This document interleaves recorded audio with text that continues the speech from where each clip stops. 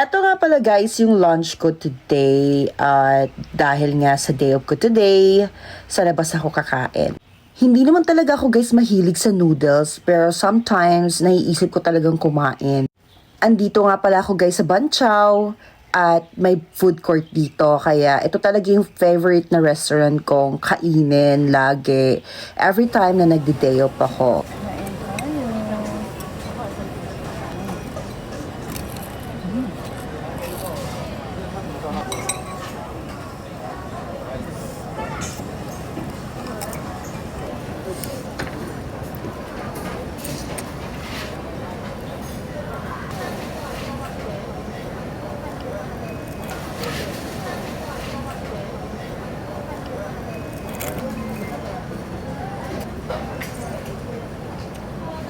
Sobrang sulit nga talaga guys yung 130 NT yen na nabinayaran ko dito sa aking dried noodles.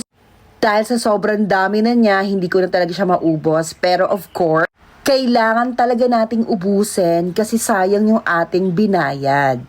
At dapat kahit na kumakain tayo, maganda pa rin tayo tignan. Buti na lang guys, nakatalikod lang ako habang kumakain ako kasi sobrang daming taong dumadaan dyan.